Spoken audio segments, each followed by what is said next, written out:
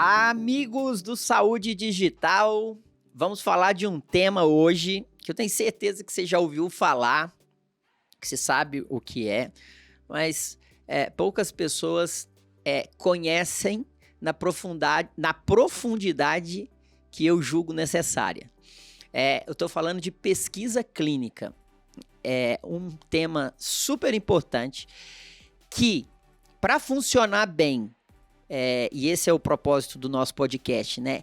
Para que a tecnologia, as inovações, a gente possa fazer essa translação para o paciente, os profissionais de saúde, os médicos, eles precisam entender desses processos. E a pesquisa clínica, ela é chave para a gente levar benefício, melhorar desfecho para o paciente, é onde tudo começa. E se a gente não tem as pessoas que cuidam do paciente e o nosso público principal aqui, você que é médico, antenado com pesquisa clínica, vai demorar mais para a gente levar a inovação lá para a ponta. Então, eu estou recebendo aqui a Juliana Mauri, que é da Lifetime, que é uma plataforma de pesquisa clínica e também é do Hospital São Camilo, trabalha com isso há muito tempo, para a gente entender um pouco desse universo da pesquisa clínica. Seja bem-vinda, obrigado pela sua presença. Conta pra gente um pouquinho do seu background, Juliana. Bom, muito obrigada pela oportunidade. É um prazer falar de pesquisa clínica. Pesquisa clínica, para mim, é um propósito, né? Porque eu enxergo o quanto que a gente pode ajudar as pessoas. Eu sou biomédica de formação, então, biomédicos falando para médicos, né? Isso, para mim, é um grande orgulho. E eu sou especialista em pesquisa clínica pela Unifesp, pela Universidade de Harvard e também tenho administração hospitalar. Hoje, eu gerencio o núcleo de pesquisa clínica do IBCC, né? Que é do Grupo São Camilo, e também gerencio o Hospital IBCC, que é o foco oncológico, né? Mergulhar na pesquisa foi um grande presente para mim, né? Foi um acaso, e acho que por isso o fascínio pela área, ela foi criando, né?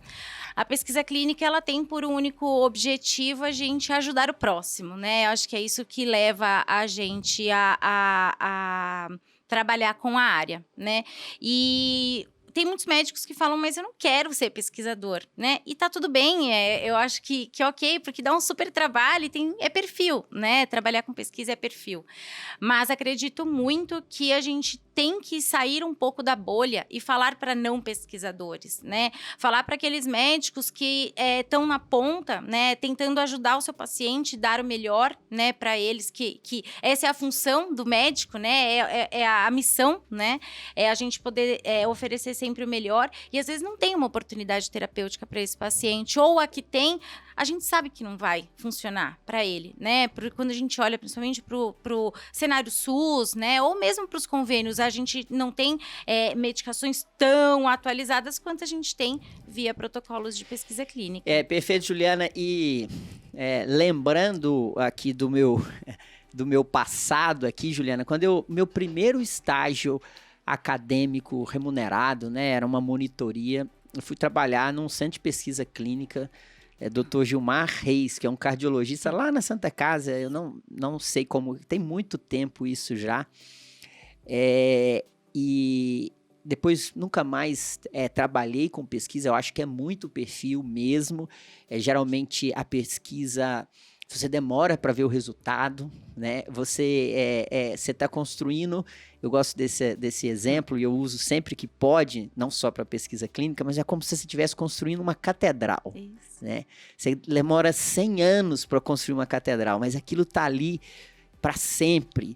E sempre quem chega se encanta. E não foi uma pessoa só que construiu. Sim. Foram várias pessoas que colocaram tijolinho por tijolinho. A pesquisa clínica, se você olhar o universo da pesquisa clínica, é muito interessante. E na minha época, eu participava de pesquisa clínica com estatinas para atividade inflamatória, inibir a atividade inflamatória na doença cardiovascular. E aquilo me deu uma base muito legal hoje. Hoje a gente tem dentro da SD Connect a principal comunidade, que é a Cardiogram, em que eu vejo o quanto que esse assunto já evoluiu e eu vejo como que essa droga já evoluiu.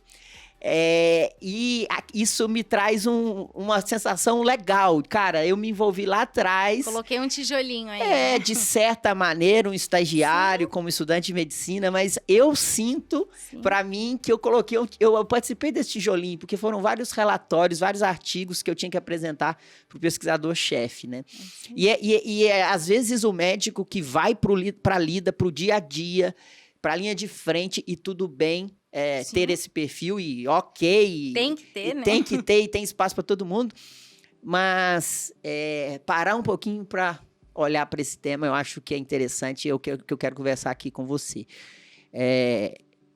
Onde que está essa importância? Traduz mais para a gente o que é uma pesquisa clínica, qual que é o impacto da pesquisa clínica na saúde? Bom, a pesquisa para qualquer medicamento está disponível para os nossos pacientes, né? Aqui falar especificamente de medicamento, a gente precisa das aprovações regulatórias no nosso país, né? No caso, a Anvisa.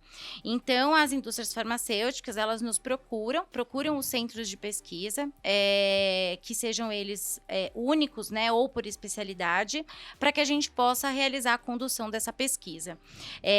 E a gente aí demora, né, tem medicamentos que a gente demora 10, 15 anos para que a gente esteja disponível essa medicação no convênio ou então mais para frente ainda no SUS, ou se vier ainda para o SUS, né?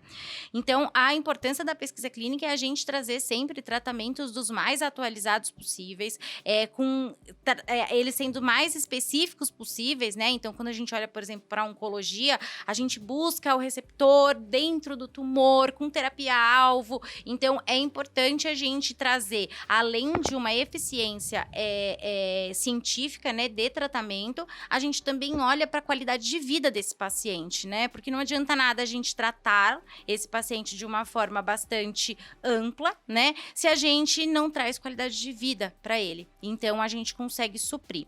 A ciência, ela só avança com pesquisa clínica, né? A ciência, os congressos, eles só existem com pesquisa clínica, os médicos só evoluem com a pesquisa, né? Porque o que dá base para eles tratarem melhor os seus pacientes, né? Vocês tratarem melhor os seus pacientes. Então, a recomendação, né, que eu deixo aqui é que a gente consiga se atualizar constantemente para que a gente consiga trazer uma melhor assistência para os nossos pacientes, a gente trazer uma melhor eficiência para os tratamentos propostos. Isso não significa que a gente não vai ter verba para tratar os nossos pacientes, porque na maioria das vezes, se a gente trata um paciente com uma droga inovadora, que é aquela droga que a gente acompanha, a gente sabe os efeitos colaterais, como faz o manejo, esse paciente às vezes fica até mais barato para a própria instituição, porque ele reduz a ida deles ao pronto-socorro, ele tem menos evento adverso, então a gente trabalha numa sinergia, né? E é isso, a pesquisa, ela é uma grande catedral, gostei desse conceito, porque ela é feita por várias mãos, né? Ela é feita por enfermeiros, farmacêuticos, os médicos, a equipe administrativa, a indústria farmacêutica, o centro de pesquisa, então ela é uma construção, e de fato, quando a gente vê, né, um medicamento sendo comercializado, você fala assim, nossa, que legal, eu participei disso, né? Ou eu tenho ainda paciente que está viva, né, 10 anos de sobrevida porque tomou aquela droga, né? É sensacional, né? E às vezes, né, pessoal, a gente fica... Existe uma áurea, assim, que paira sobre as drogas, sobre a indústria farmacêutica, que muitas pessoas discutem, né, a idoneidade, e tem que discutir mesmo, tem que ser crítico, mas eu gosto de contar isso, uma vez que eu precisei de um medicamento, e era uma situação que me preocupava bastante, que eu cheguei para o médico, e ele falou, calma, tem tratamento. E, de fato, aquele medicamento, ele cessou por completo o meu problema. Isso, pessoal, não tem preço. Isso foi graças à pesquisa clínica, foi graças a investimentos, foi graças a empreendedores, a indústrias que investiram nisso para eu escutar de um médico, tem tratamento. Tem o outro lado da moeda, tem que se criticar, tem que ficar de olho, tem. Mas a gente, às vezes, a gente precisa pensar do lado do paciente. Às vezes a gente precisa pensar de como eu vou fazer chegar essa droga, esse tratamento no paciente para ele escutar. Calma, tem tratamento. E é isso que a pesquisa clínica faz. Por que ele falou isso para mim? Porque as evidências mostravam que aquele meu caso, segundo as pesquisas, tinha tratamento. Exato. E eu queria que você nos contasse um pouquinho sobre as fases de uma pesquisa clínica, desde o comecinho mesmo até a fase final. Bom, o trabalho da pesquisa ele é muito sério, né? E de fato ele tem que ser questionado sempre quando há uma dúvida. A pesquisa ela nasce na fase in vitro, né? Onde a gente trabalha com células e fazendo as análises, identificando que é ok, né? Que faz sentido aquela sinergia. A gente passa para a fase de animais, e aqui estamos falando de animais. Hoje existem terapias que a gente não precisa, né, dos animais, mas na grande maioria sim, e não estamos falando de animais domésticos, estamos falando de animais de biotério, que são cuidados por pessoas adequadas, então eles não são judiados, né, o que as pessoas né, normalmente falam que eles sofrem. Feito a análise, então, pré-clínica, a gente passa para a fase clínica, que são consideradas 4 fases. Então, a fase 1, onde a gente testa em pacientes sadios, exceto na oncologia. No Brasil, a gente ainda tem muito que crescer na fase 1, então é muito difícil da gente receber esses estudos. A gente recebe fase 2 e 3, onde a gente começa a fazer as validações de eficácia, de tolerabilidade, de segurança dessa medicação, até a fase 4. Essa fase 4, o medicamento ele já está comercializado, amplia-se o leque para que aumente a coleta desses dados de eventos adversos, né? Porque a gente sabe que a gente coleta num ambiente mais seguro, e quando esse ambiente ele abre, a gente precisa coletar se de fato vão surgir outros eventos adversos novos, né? Por isso que é sempre importante a gente notificar, né? Quando acontece alguma coisa. A gente viveu aí estamos vivendo o grande estudo clínico, né? Que é da Covid, né, da vacina, onde a gente teve, claro, que grupos que foram realizados a pesquisa, né, mas a população inteira tomou uma vacina, e a gente está coletando dados em tempo real para essa vacina.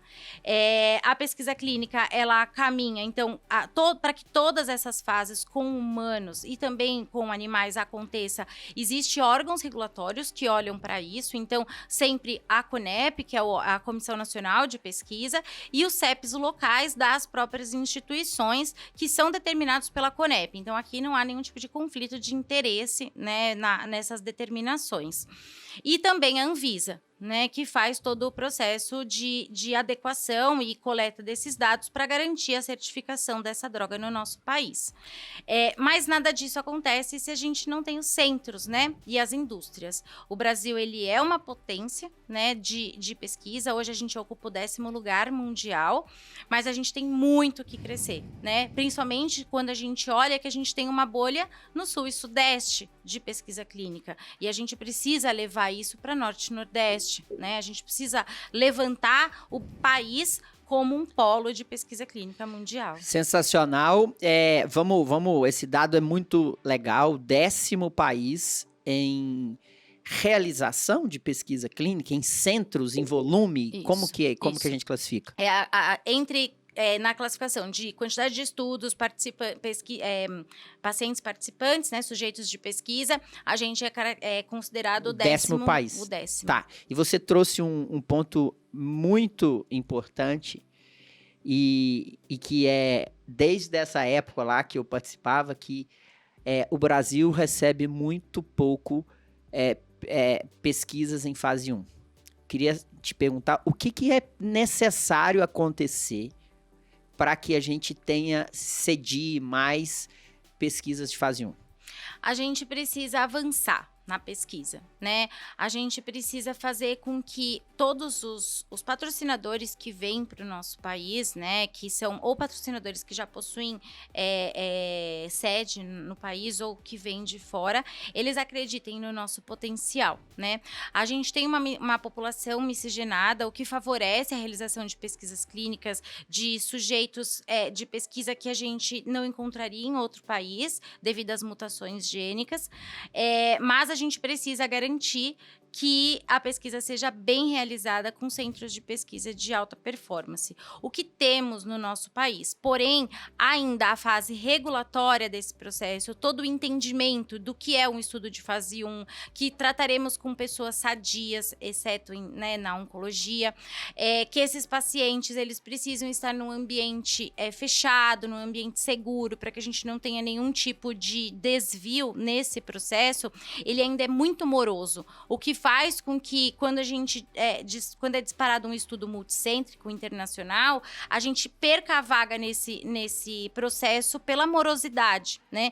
Então, eu acredito que é a gente avançar na pesquisa, falar mais sobre pesquisa, potencializar o recrutamento de pacientes, e aí por isso que a gente traz a Lifetime, né?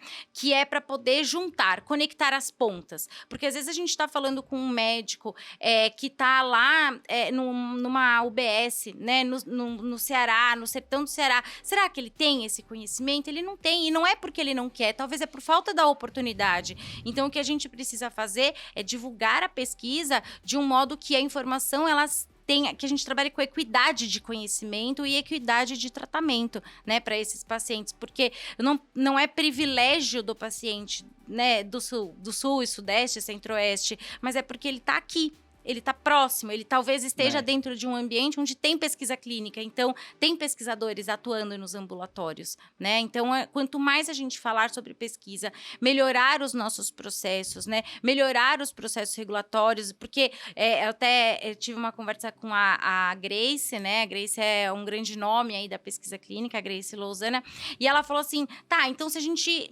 resolver o processo regulatório em 2 dias, né? Um exemplo, o centro consegue dar vazão para tudo? Não, né? Então a gente precisa fomentar a pesquisa clínica como um grande negócio dentro do nosso país, né? Aquele que é um negócio financeiro, né? É um negócio científico, né? E é um negócio de tratamento, de saúde, da população, né? A gente está falando dúvida. de saúde pública aqui. Né? E é desenvolvimento para um país, né? Exato. Um país que tem grandes centros ativos de pesquisa clínica, com certeza é um país desenvolvido. Exato. É um país em que as principais organizações confiam em processos, tem lisura, tem ética, tem respeito, tem pesquisadores, tem prêmio Nobel.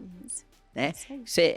Esses dias, aqui, por exemplo, o Brasil nunca teve um prêmio Nobel. Sim. A Argentina tem 5 prêmios Nobel. Sim. Então, é isso, né? Trazer centros de pesquisa talvez pode ser um indicador de desenvolvimento de um país. Exato. Quantos centros de pesquisa clínica avançados tem aí no seu país? É bem interessante. É Grace que você tá assim? Ela é da Anvisa? A Grace, ela é uma grande defensora da pesquisa, né? Ela é a dona da Invitare, que é um grupo de formadores, de profissionais de pesquisa, e a gente fomenta muito discussões, né? Ontem eu tive na FOCEP com ela, na Alesp, né? Então a gente quer poder falar de pesquisa clínica fora da nossa bolha, né? Envolver o cenário político, mostrar a importância do quanto que o empoderamento político dessas questões favorece, né? Então a gente tem o Butantan, a gente tem Fiocruz, né? Por que a gente não consegue potencializar toda a ciência que está ali dentro, né? Porque os cientistas, eles vão embora, né? Os pesquisadores, eles vão embora. Fuga de cérebros. Porque a gente não tem o investimento que a gente precisa. Sim. Hoje, quem vive com uma bolsa de doutorado, por exemplo, né? Mas são aqueles que estão fomentando a ciência. A gente trabalha com a pesquisa, né? A pesquisa clínica patrocinada, que são dos fármacos, mas a gente tem também toda a parte da pesquisa científica, que é essencial para que a gente tenha o desenvolvimento da nossa população, da nossa ciência, né? Das nossas cabeças, né? Pensantes. Juliana, eu tô lançando aqui agora Saúde digital, advocacy para pesquisa clínica. Oh, muito bem! Você me deu essa ideia. Eu estou falando assim a Grace, porque vamos convidar a Grace para vir falar aqui. Vamos convidar representantes da Anvisa.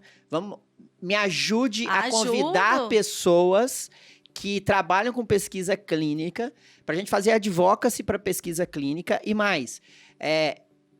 Para a gente ter esse índice de desenvolvimento, porque eu vivo isso na minha família. O meu cunhado está em Yale fazendo pesquisa e ele fala, não tem como voltar mais. Sim. Não tem jeito de eu voltar. Exato. Não tem, não dá para comparar, não tem como. E o que ele mais queria era estar aqui com a família, ele está próximo. Aqui, ele está lá, vive outro padrão, outro mundo, Sim. É legal, mora nos Estados Unidos. Cara, mas... Nada como casa, né? Na casa da gente. E quantos brasileiros, né, que estão lá fora... a gente já gravou aqui com brasileiros que são líderes, chefes de pesquisa. Por que a gente não pode trazer isso para cá? Né? E isso é advocacy para pesquisa clínica. Isso é trazer isso que é muito importante e reunir esses centros. Eu sempre falo que a gente sempre fez advocacy para telemedicina, saúde digital, e agora para pesquisa clínica você vai me ajudar. Com hein? certeza, eu fico muito lisonjeada, é um grande marco, né? Eu acho que você participa hoje, né, de um grande marco para pesquisa. A gente precisa falar sobre pesquisa, a gente precisa falar do avanço da ciência, né? Hoje nós somos o país que mais tem faculdade de medicina, né? E como que esses médicos estão sendo formados com base científica, Perfeito. Né? Eu participei de um encontro com as ligas acadêmicas e eles estão perdidos, né? São médicos que estão se formando, né? E eles não sabem, por exemplo, ler um artigo, porque isso nunca foi passado, né? Porque a gente ainda está preso num passado de livros, que se eu quiser buscar informação, eu vou buscar no livro, né? Digo isso na formação da medicina. E o quanto que a gente precisa mostrar para aquele médico que o documento, aquela publicação, vai ser o guideline daqui para frente, né? É aquilo que ele vai poder ofertar de melhor. E se ele não puder ofertar aquilo para o seu paciente, na prática clínica, que ele busque a pesquisa clínica, que ele busque a Lifetime para que a gente consiga conectar os pontos, né? A Lifetime, ela tem esse anseio, né? Eu acho que deu para perceber que eu sou bem ansiosa, porque a pesquisa, ela me move para isso, mas é a gente buscar as informações que estão perdidas, né? Cada um em uma ponta. O médico tem que entrar no clinical trials.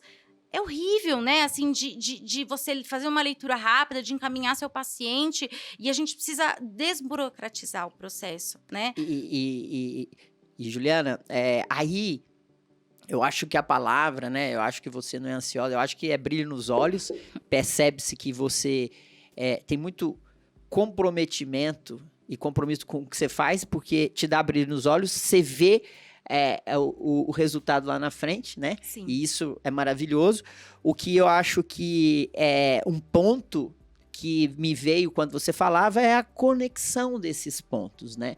A gente precisa conectar essas informações que estão distribuídas, né? soltas nos entes, soltas nos prestadores de serviços, soltas nos serviços de pesquisa, soltas nos médicos, nos pacientes. E aí a gente tem uma baita oportunidade para as plataformas digitais. Sim, e aí eu queria que você falasse a Lifetime. Conecta, né? Sim, e aí eu queria que você contasse um pouquinho do trabalho da Lifetime e como que vocês conectam esses pontos. Bom, a Lifetime, ela é hoje um aplicativo, né, para pesquisa clínica, hoje disponível para os médicos, né, disponível nas plataformas aí para fazer o download.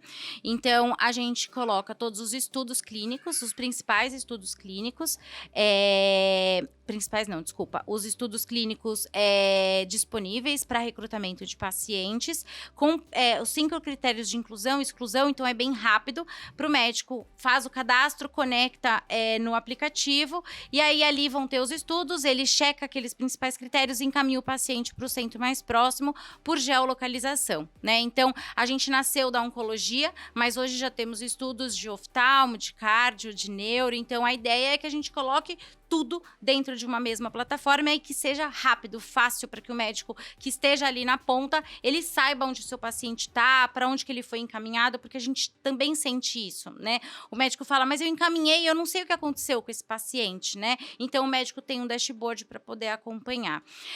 A gente pensa que a Lifetime, o grande objetivo é a gente criar um grande ecossistema de conexão de pontas, né? Para ajudar tanto o centro de pesquisa que precisa do paciente, ele precisa que esse paciente chegue até ele, porque temos, às vezes, pacientes que estão dentro da instituição, mas temos centros de pesquisa que estão fora de instituições. Então, como que a gente também auxilia esses estudos clínicos? Quanto mais rápido a gente recruta, melhor a gente sai, né, no cenário mundial, e a gente vai ganhando credibilidade de que, olha, o Brasil sabe recrutar, né? Vamos apostar as fichas ali porque o paciente vem, né? Então, isso é um ponto importante. A formação de médicos, de grandes pesquisadores, de novos formadores de opinião, que esse é um ponto-chave, porque os pesquisadores de hoje, né, eles não vão pesquisar eternamente, então a gente precisa formar novos médicos pesquisadores, e também a parte de fomentação da pesquisa como um todo, né? E a gente pensa aí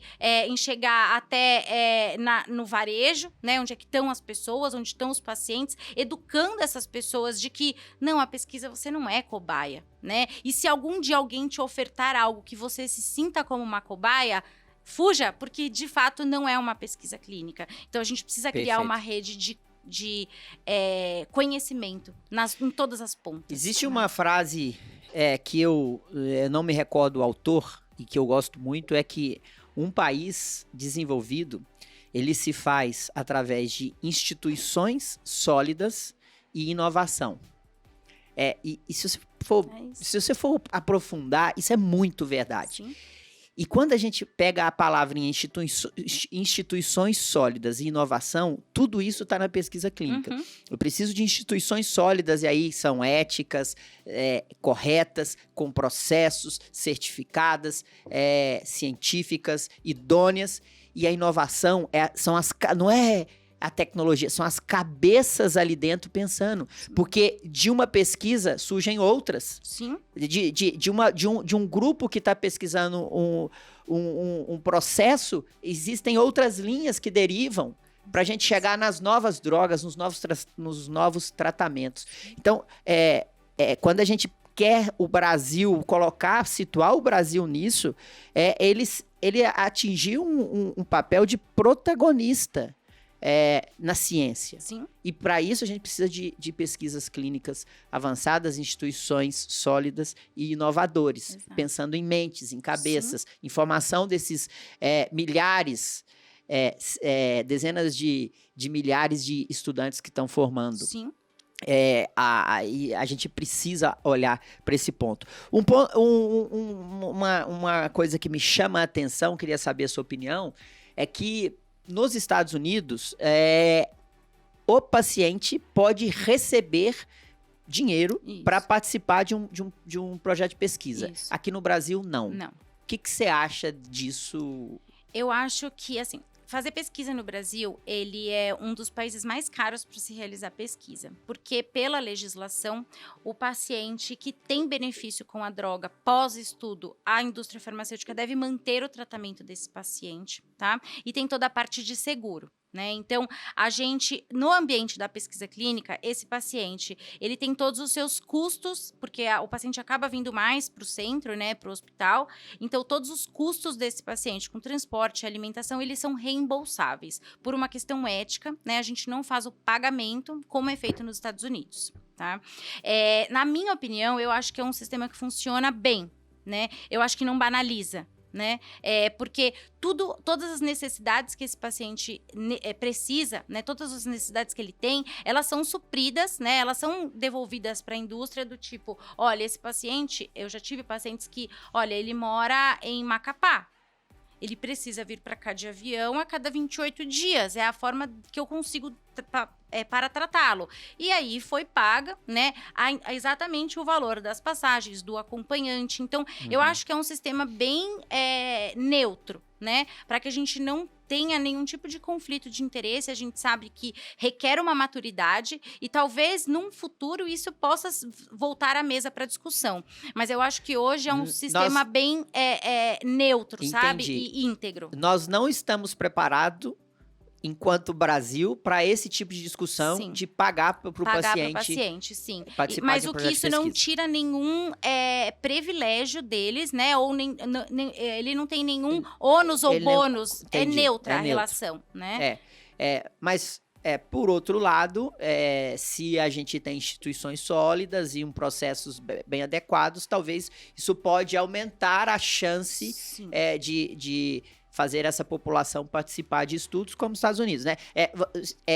Eu acho que a resposta não estamos preparados, mas se evoluir, a gente pode voltar para conversar. Pode voltar para discussão, eu acho que sim, mas eu acho que a gente tem uma lição de casa prévia, que é essa disseminação, essa divulgação, né? Porque a gente, eu tô tratando aquele paciente, né? Não é um tratamento, você não tem nada e eu vou te tratar, né? Por exemplo, com os estudos de bioequivalência, né? Sim. Não são doentes, são voluntários, né? Que aí é um outro caminho que a gente pode voltar para discutir mais para frente, que o Brasil também pode trabalhar com isso. Mas eu tô tratando, eu tô te ajudando, né? Assim, eu tô te dando a oportunidade de um tratamento inovador. Então, eu concordo que é possível a gente voltar para a mesa de discussão num momento muito mais maduro, sabe? Nesse momento, talvez, eu acho que a gente atrapalhe um pouco o processo, né? E acabe tendo muito paciente porque eu tô pagando e não pela causa, pela necessidade em si. Perfeito. Agora, eu sou um médico, estou no meu consultório, vou muito bem, obrigado, faço meus procedimentos, estudo meus guidelines, vou no congresso todo ano, sou respeitado aqui na minha cidade, estou indo bem, tá tranquilo, tá favorável. Por que eu vou me interessar para entender, para ler uma chamada de um projeto de pesquisa, para procurar esse paciente aqui na minha carteira? O que eu vou ganhar com isso? Eu estou sendo bem enfático aqui. Sim. O que eu vou ganhar com isso? Mas não sendo pesquisador, né? Se você for o pesquisador... Não, eu não sou pesquisador. Tá, não. Então... Eu sou o cara do consultório. Tá tranquilo, tá favorável. Tá vida leve, assim, né? Tá sossegado. O que eu vou ganhar em ficar olhando aqui se na minha carteira tem alguém que se encaixa naquele projeto de pesquisa? Primeiro, eu vou ganhar eu acho com que isso? Não existe uma relação de obrigatoriedade, isso tem que ficar bem claro, né? Eu acho que é um processo de união, né, entre as classes. O que a gente consegue, o que você vai ganhar é poder tratar o seu paciente com um modelo inovador, né? Um tratamento inovador, né? Encaminhando esse paciente para um centro de pesquisa clínica. Existem algumas ressalvas, e aí acho que talvez eu consiga te responder de uma forma melhor. Vai lá, né? Vamos lá. Eu quero atender, eu quero encontrar um motivo, eu que estou tranquilo, estou favorável, eu quero encontrar um motivo para eu participar desse seu projeto aí. Eu acho que a gente consegue disseminar a informação, é um ponto importante, a gente favorecer a população, né? A gente favorecer as comunidades médicas que estão ao seu redor. Então, você está lá na sua cidade, né? Você é reconhecido, e o que você pode fazer além para a população, porque talvez você não consiga atender todos aqueles pacientes daquela cidade que precisam, né? Da sua medicina. Né? Sim. Então, a gente buscar a oportunidade terapêutica para os pacientes, né? Sejam aqueles que ou não têm mais possibilidade de cura, né? Ou aqueles que estão em tratamento, mas não respondem mais por aquele tratamento, ou aqueles que você até tem o tratamento, mas você acredita que tratar com algo mais inovador, que foi aquele guideline, aquele estudo que saiu ontem, que você leu, né? E de repente tem uma pesquisa que você pode favorecer.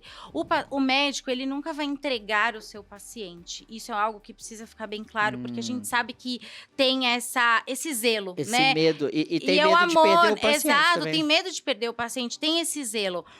O paciente, ele vai para o tratamento da pesquisa, mas essa relação pesquisador e médico do paciente, ela sempre permanece. Porque esse paciente, ele vem para tratar uma doença, mas ele sempre vai continuar com essa linha, né? Ele sempre vai ser o médico dele, né? Aqui ele trata está tratando a pesquisa. Se eu precisar de qualquer ponto, é o médico, né, desse paciente que eu vou acionar. E esse médico, ele tem a oportunidade de ver o estudo clínico andar e como que é o caminhar com o seu paciente tão próximo, né? Os manejos de evento. Então, o que a gente tem por necessidade é isso, é aproximar. Ninguém tá falando me dá o seu paciente, né? Não, o paciente, ele é seu, né? Você que tem ele ali dentro da sua caixinha. Mas por que não ofertar algo que seja inovador para ele? E eu fui bem utilitarista, assim, né, na minha colocação, mas a gente precisa fazer essa reflexão. Claro. A gente precisa ser pragmático, às Sim. vezes, porque senão a gente não chega ao nosso objetivo final, Claro. que é ter mais pacientes e mais médicos participantes, Com né? certeza. E você traz um argumento que, na minha opinião, é muito forte, que a primeira coisa que me vem à mente é o marketing. Sim. É o marketing para o seu paciente. Uhum. Olha aqui, você tá cuidando. O seu médico que está cuidando de você, ele está ligado a um centro de pesquisa e ele cuida muito bem da sua saúde, porque eu estou antenado com o que tem de melhor que está acontecendo com a fronteira do conhecimento. Exato. Dentro da minha especialidade. E a gente sabe que essa é uma linha que é muito difícil de ser quebrada, né? A relação médico-paciente, muito, né? Eu trabalho com oncologia, claro que tem um cenário diferente de outras áreas, digo no apelo, né, do tratamento, mas o que a gente enxerga é que o paciente, ele fala, doutor, se você está falando que é bom, eu vou.